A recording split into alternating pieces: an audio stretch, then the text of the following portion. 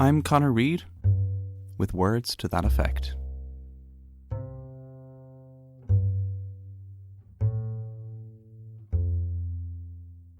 There's this great short story called They're Made Out of Meat by Terry Bisson.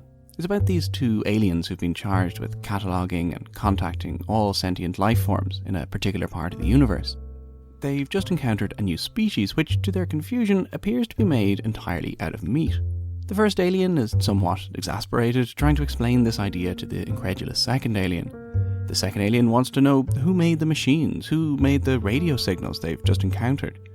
The meat made the machines, the first alien explains. That's ridiculous. How can meat make a machine? You're asking me to believe in sentient meat? And the conversation continues like this, as the first alien explains that yes, this life form is made entirely out of meat. They have meat brains, they communicate with meat. You know how when you slap or flap meat, it makes a noise? The alien explains. Well, they talk by flapping their meat at each other. The aliens are appalled and somewhat disgusted at the idea of talking to meat, so contravening their official orders, they mark the sector unoccupied and move on without contact. Long before this point, the reader has realised, of course, that the meat is us. We're the ones flapping our meat at each other to communicate. It's a perfectly crafted short story. It's funny and light-hearted with these great turns of phrase, but it's also captivating and thought-provoking. It achieves what the best science fiction does. It transforms what's normal and therefore maybe unquestioned into something strange and uncertain. It forces us to confront our conceptions and misconceptions about ourselves, about our humanity. And it also brings up the idea of humans as simply meat. It's dealt with in a slightly different fashion here, but this is a widespread and influential idea. And it's something I'll get back to in a little bit more detail in a bit, because this is an episode about who we are as humans, and more importantly, where we're going. About a future in which technology and biology have merged in ways that are in equal part fascinating and terrifying. A future of unparalleled technological ingenuity, but with deeply problematic ethical concerns. It's a future that sounds like science fiction because, in some ways, it is. But it's a world that's being designed right now, today. Maybe if you could just introduce yourself? Yeah, I'm Mark O'Connell. I'm a writer, journalist from Dublin, and I wrote a book called To Be a Machine, which has a really long subtitle, which I can never remember, unfortunately. I should have it written down in front of me, but I don't. That's a terrible self-introduction. But that's the gist. A longer introduction might mention that Dr. Mark O'Connell has a PhD in English, is a books columnist for Slate, a staff writer at The Millions, and a regular contributor to magazines and newspapers in Ireland, the UK, and the US. And To Be a Machine, his recent publication, is a really fantastic book. If you're interested in technology and Silicon Valley or just, life and death, you should definitely read this book. That subtitle he mentions really is quite long. It's Adventures Among Cyborgs, Utopians, Hackers, and the Futurists Solving the Modest Problem of Death. It's a book exploring a movement called transhumanism. Like transhumanism well, strictly speaking, it's a social movement that is kind of oriented towards using technology to kind of push out the boundaries of the human condition, to kind of to become something more than the human animal through either taking technology into ourselves through things like implants, implanting microchips into your body. It includes crazy speculative ideas like sort of scanning the brain and uploading the consciousness to a machine. But it's all ultimately kind of oriented towards transcending the kind of biological condition of being human. And ultimately, it's all about being immortal, really. If you're thinking at this stage that something like uploading our consciousness sounds a little bit like science fiction, well, you'd be right. Science fiction has been at the forefront of technological solutions to death for quite some time now. The genre has also long sought to explore the divisions between the human and the non-human, between, say, natural intelligence and artificial intelligence, between robots and humans, and those areas where the distinctions can break down, clones and genetically modified humans, cyborgs and uploaded consciousness. Which is why I wanted to talk to Dr. Thomas Connolly, who has in fact just finished a PhD in Maynooth University in Ireland looking at precisely this whole area, the ways we depict our future selves in fiction and what that says about us, particularly when the lines between the human and the non-human start to blur. And in this respect, I was particularly intrigued by the story of the oncomouse. Oncomouse was a genetically modified, or is a genetically modified mouse that was developed in the early 80s in the Harvard Medical School. And it was designed to be particularly prone to developing cancerous tumours, which made it really useful for use in cancer research. I thought it was particularly significant because it was manipulating nature on a sort of genetic level. So you're not merely sort of changing nature, but you're literally sort of producing it for human ends, for human use. And so I thought this blurred the lines between sort of human and non-human in quite a sort of fundamental way. So the oncomouse it's not just a natural being. It obviously is a natural being. It's a product of nature, but it's also very clearly a product of culture. It's not something that occurs naturally, down to the genomic level. There are obvious implications for humanity in all of this. You're creating beings that are not found in nature. What about radically manipulating people on a genomic level? What happens to the boundaries between the human and the non-human? Oncomouse produced some very mixed reactions. There was a lot of controversy over it at the time because it was advertised. It was a product as well. This is the other thing about Oncomouse. It's a corporate entity. The patent for it belonged to DuPont for a long time. I don't think it belongs to them anymore. But it's a patented animal. It's literally a corporate animal. And so there was obviously a lot of sort of ethical discomfort around the idea that an actual living breed of animal can be also a sort of consumer commodity. So that was on the sort of ethical level. But it has also been a very a frequent sort of character in post-humanist thought. And a lot of post-humanist writers and thinkers have been very interested in the sort of ramifications of it, the sort of way that the oncomouse blurs what would commonly or conventionally be considered to be quite separate realms. Many people were outraged at the idea of oncomouse. They thought that it violated the sanctity of nature. But then others saw it as something to be celebrated. Perhaps its most famous advocate has been the renowned scholar and thinker Donna Haraway. Donna Haraway's great sort of theoretical idea has been the cyborg, and the cyborg for Donna Haraway is a being that sort of transcends kind of traditional categories, or sort of sits quite kind of uneasily between different categories that would previously have been seen to be quite distinct. So beings that sort of exist somewhere between the human and the natural. Because the way that Donna Haraway interpreted the sort of tradition of Western thought was that it has been quite oppressive, it has been quite, I suppose it hasn't always been very open to kinds of beings that don't fit a very standard sort of generic mold. So the history of Western thought has been the history of sort of white, male, Anglo-Saxon thinkers, and that creatures like the oncomouse sort of serve to kind of undermine those kind of clearly established categories. And so she sort of saw the oncomouse as being, I think she described it as a sort of sister to the sort of feminist movement. The feminist movement also very interested in challenging preconceived ideas. So there's this divide in how you can interpret something like the oncomouse. On one hand, it offers a way to radically break down and question these long-standing boundaries to perhaps lead to a more profound understanding of the natural world. On the other, it's an animal, a life created and patented by a company. In this way, nothing, not even life itself, is outside the control of humans and, more importantly, human corporations.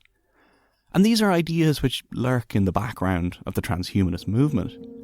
In science fiction, then, we can play around with ideas like this. We can explore what it means to truly live in a transhumanist society, or to move beyond the human entirely to a post-human world. Science fiction writers have been doing this for quite a long time now. Many were extremely optimistic. Writers like E. Doc Smith, who was one of the first great pulp writers of the 1920s and 1930s, and he was really interested in technology as a sort of transparent tool for just increasing human abilities. So his stories are just full of all sorts of crazy science, where his characters are creating devices and using these to do all sorts of wonderful things. So traveling through space and projecting their mind across millions and millions of light years and fighting with other people, having sort of mental battles with other people. It was a really sort of very celebratory approach to technology and what technology could potentially do. But of course, not everyone was quite so enamored with the idea. But then on the dystopian side, you also have writers who are very concerned with the effects that technology has on traditional human nature. That if you manipulate humans too much using technology, what you're left with are not kind of humans in the traditional sense anymore. Then you have a new kind of being. And in this sense, probably the most famous novel on this dystopian side is probably Brave New World by Aldous Huxley, which was published in 1932. And in this novel, Huxley imagines a sort of technologically saturated society where every facet of human life has become technologically controlled to the point where people really don't have autonomy anymore over their own bodies or over their own lives. So this is sort of the inverse to the utopian idea of transcendence, this dystopian idea of control and loss of autonomy. But let's jump forward 50 years to the 1980s, to a movement called cyberpunk. Cyberpunk is a subgenre of science fiction that combines advanced technology with gritty, urban, violent, and frequently dystopian settings.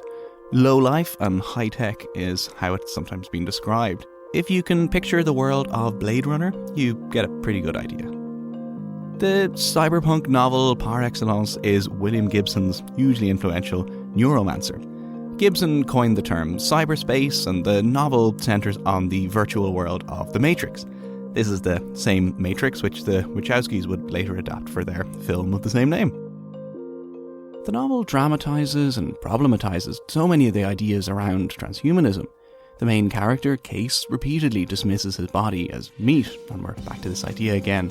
His only interest is in accessing the Matrix, a space of vast potential where he can do the sorts of things he can never achieve in real life. But at the beginning of the novel, his nervous system has been damaged by a toxin, leaving him unable to enter the Matrix. So there's this desire for a type of utopian transcendence, but Case and the reader is repeatedly reminded of the limitations and reality of the physical body. There's a desire for utopian transcendence, but also an inability to fully escape from the reality of the physical body. Neuromancer is a novel, to bring us back to the beginning of this episode, in which characters repeatedly dismiss their body as worthless meat. Cyberpunk was a product of the 1980s, and it flourished alongside the beginnings of the transhumanist movement, an influence on the cyborgs, utopians, hackers, and futurists of Mark O'Connell's book. It's difficult to say exactly where transhumanism begins, because like the minute you start talking about it, you start encountering kind of problems of definition, because you can define it in a very kind of broad way, as in like the belief that we should use technology and science to transcend our humanity. Well, what does that actually mean? Does that mean like wearing eyeglasses? Does it mean wearing a pacemaker? Does it mean, you can define it so broadly that it basically means sort of medical science or whatever. But really, in terms of what I'm talking about, in terms of like the distinct social movement that I'm looking at in the book, really that kind of starts in, I would say, the late 80s, early 90s with a movement called extropianism, which grew directly out of the kind of culture of Silicon Valley, really, of Northern California. A tech-based movement which involves unfailing optimism, vast technical expertise, and in most cases ridiculous amounts of money. I mean, where else would you be if not Silicon Valley? What I'm looking at in the book is a very kind of particular social movement that involves like a relatively limited number of people with very set kind of concerns and preoccupations. But the thing that I found very quickly when I started looking into the movement for the book is that the social movement itself, as in people who like explicitly describe themselves as transhumanists and go to meetings and are members of the Transhumanist Association and all that kind of stuff, that's a relatively small subset of people in the tech world who hold some version of these ideas. I mean, if you go to Silicon Valley and you start talking to programmers and engineers, people who work in tech, you'll find that although they might not identify as transhumanists, they'll kind of be on board with some version of that future. So I think that sort of definition of transhumanist is much broader, and that would include people like Elon Musk, I would say, at the kind of more prominent end of the scale. And, I write a lot in the book about Peter Thiel, who doesn't describe himself as a transhumanist, doesn't use the word as such, but to all intents and purposes is. So what exactly are we talking about here? How are transhumanists planning to live forever? Well, there are a number of possibilities. Perhaps the most well-known path to immortality is one that's been around for quite a while now: cryogenics. Freezing your body, or in many cases just your head, and hoping that at some point in the future you get unfrozen. It's a bit of a shot in the dark, though. It is, of course, expensive, and you're basically just hoping that the facility you're frozen in continues to exist and the funds don't run out until such time in the future that the science exists to bring you back to life in whatever form that might take. But, and of course this is the attraction, it is kind of better than the alternative. It is a possible afterlife, technological resurrection. I mean, if I was fabulously wealthy, I don't know, I'd consider it. What would I have to lose, I suppose? Really though, when it comes to transhumanism, there are two major strands. The first, wildly speculative, and the second, already here, it's already in existence. So the first is the idea of brain uploading. It's kind of the one thing that all transhumanists agree on, that this is like a necessary and desirable next stage for human development, and it sort of needs to happen.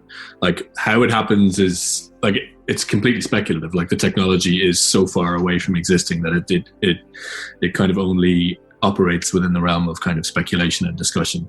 But the idea is that you would, the theory, I suppose, is that the human brain, or the human like consciousness itself is reducible to code, because it's a matter of like neurons either firing or not firing, so it can be kind of mapped in that sense. And so although it's like a horrendously, infinitely complex problem, in theory you can kind of render the operations of neurons, which is consciousness in this view, you can render that in code, and therefore it becomes a kind of software, and you can then run that software on a hardware other than the sort of 3 pounds of meat that it currently runs on, which is the human brain. And so this is something that like almost all transhumanists want to happen. And so you would either upload yourself out of your body after you die, or even while you're still alive, you would extract your consciousness and run it either as a kind of a disembodied intelligence in the cloud or whatever, or what most people seem to envision is more uploading it to some like non-human substrate, so like a robot. Basically what people have been imagining in various ways in science fiction for the last century.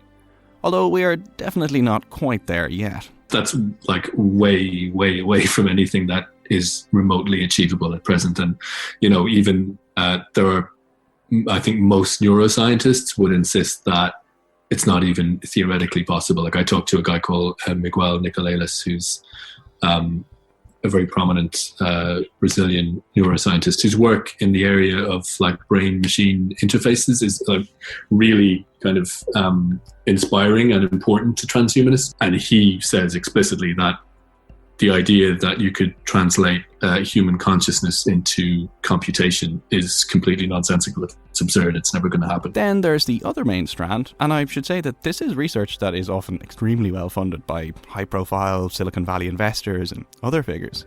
So this second area is the merging of technology and biology, becoming a cyborg. An area which is much more concrete is happening right now, which is people becoming cyborgs by and taking technology into their bodies. And so, I hung out with a bunch of guys in Pittsburgh and Pennsylvania who kind of I guess they describe themselves as like DIY cyborgs. They design kind of technologies that they implant into their own bodies. And it's really sort of low tech stuff in a way. Like, it allows them to open doors by waving their hands and like take biometric measurements and stuff like that. But at the level of like provocation or gesture, it's pretty radical stuff. Like, they see themselves as the next stage in human evolution or whatever. So this is happening now. It's being widely researched and experimented with.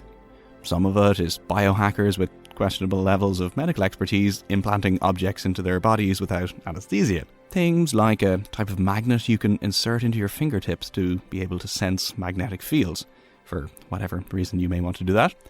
Sometimes, though, it's far less DIY, such as the work of the well-known English engineer Kevin Warwick.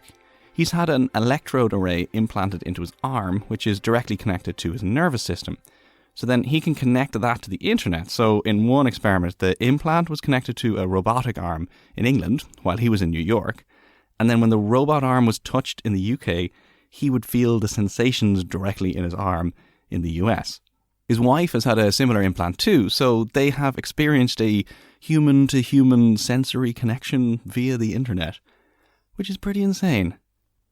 These types of technological advances could have profoundly positive consequences for humanity as a whole, but there's no denying that the people involved in transhumanism often tend to be somewhat lacking in diversity. Well, yeah, I mean, that's the first thing that you notice when you start to kind of investigate this world. And it's something I kind of bring into the discussion very early on when I write about the first sort of encounter that I have in London with the London Futurists, who are kind of a transhumanist group. And, really the first thing I noticed was that the weird irony of the fact that there are all these people sitting around talking about these like vast kind of radical changes that are imminent, and how, the meaning of being human is going to absolutely change through technology in the near future. These really kind of radical ideas about change, and like everyone in the room is, as you say, like a white male with some exceptions obviously, but overwhelmingly white men in their 20s, 30s, 40s. So why these people?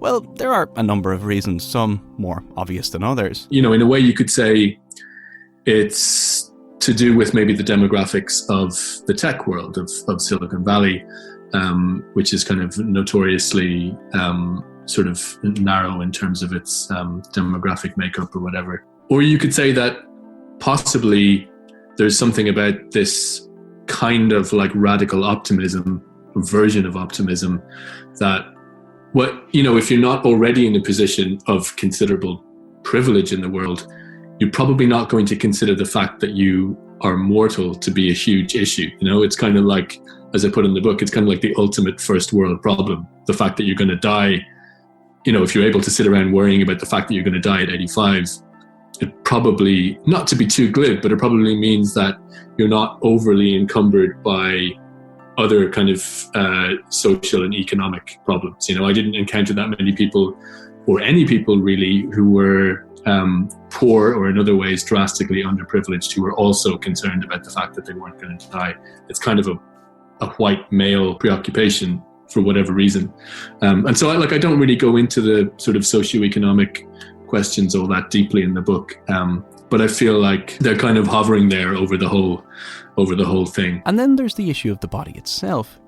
If you live in a society where your everyday life is significantly affected by, say, the colour of your skin or your physical abilities, then it's not exactly easy to ignore the body. I think that one of the issues with transhumanism sometimes is that it sort of forgets the pivotal role that the body plays in the sort of formation of identity, and tends to treat the body sometimes as being just sort of a vessel that the mind sort of sits in, and that can be very easily sort of removed from without too much kind of fundamental change. Thomas Connolly again. And one of the great thinkers of post-humanist thought, N. Catherine Hales, sort of begins her exploration of post-humanism with this question, or with this assumption that you can remove a mind from a body and put it into a technological jar, and that people's experiences of the world will be fundamentally the same. And that she says that this idea is really quite sort of flawed because it ignores that role that the body plays, and particularly for people for whom the body has maybe played a greater role in their identity formation than other people. So certainly in the history of science fiction, a lot of this transhumanist stuff has been written by people for whom their bodies have not necessarily been a sort of problem. The history of science fiction is the history of mainly sort of white English-speaking men writing for other white English-speaking men. Whereas if your relationship towards your body is a bit more complex, then it becomes more difficult to imagine what a world might be like escaping from that. And it brings us back to cyberpunk, that excitement mixed with ambivalence, that necessary skepticism and cynicism when it comes to technological breakthroughs. You may be brought back from your cryogenic slumber, for example, but by whom and under what circumstances? What sort of future would it be when the 1% were not simply phenomenally wealthy, but also immortal? What if you could upload your brain, but the service was provided by a company that would then monitor and monetize every thought you had? These ideas are terrifying, but they're still so enticing. I don't like where they're going with their ideas about technology. I find it really frightening and disturbing, but I kind of get where they're coming from. Like, I understand that death is unacceptable, and I basically agree with that position. I think they're right that it's not cool that we all have to die. I'm definitely on board with that. I wouldn't be the first to say that. That's not a particularly radical position to take, but I think they're onto something. And so, yeah, I mean, the book is really, it grows out of that identification, and also like a fascination with a group of people who would say, yeah, it's not cool that we have to die. It's unacceptable. What are we going to do about it? Let's do something about it. That's where it gets really interesting for me.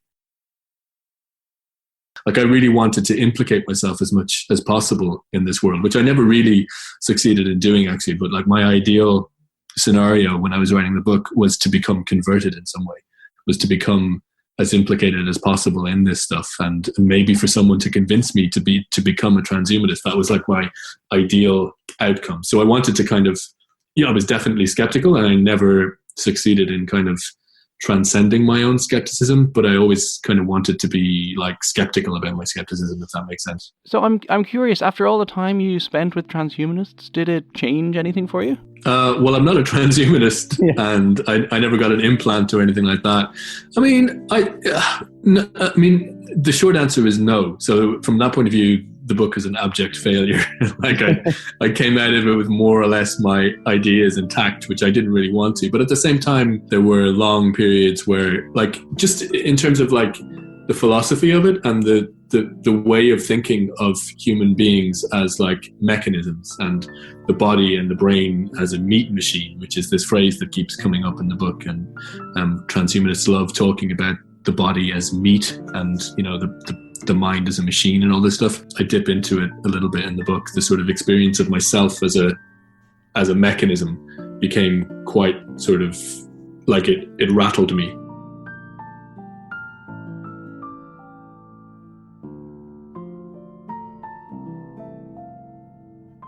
We may all just be sentient meat, flapping our meat at each other. But this may not always be the case. Things are changing fast. Uploading our brains may not be a possibility anytime soon, but human clones, radically altered bodies, or artificial intelligence are no longer elements of distant science fiction worlds. What about you? Would you upload your brain? Would you connect your nervous system to the internet? Would you like to live forever? I know that death is inevitable, but like most people, I imagine I'm not that happy about that idea. And I'm certainly fascinated by the technologies of radical life extension, even if they're riddled with contradictions and improbabilities, and with dangers. In the meantime, I guess, I'll just keep reading science fiction.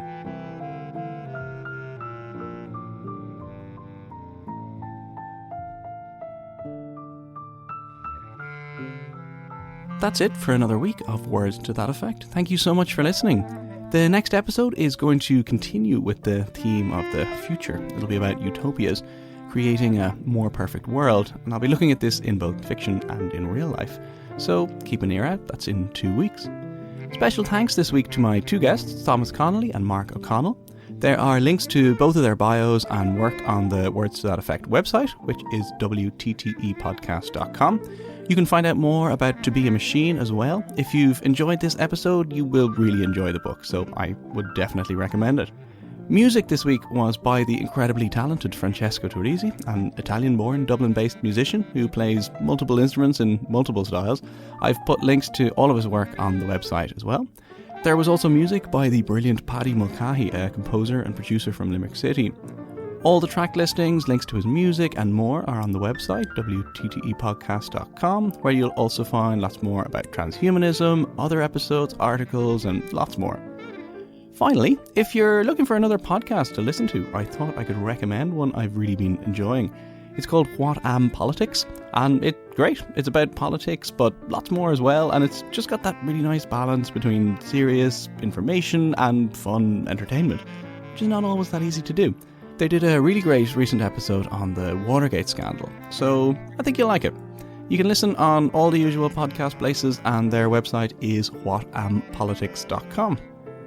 So that's it for another week. You can get in touch or follow the show on Facebook, Instagram, and I'm on Twitter at CEDReid, CEDREID. Thanks so much for listening, and I'll see you in a fortnight.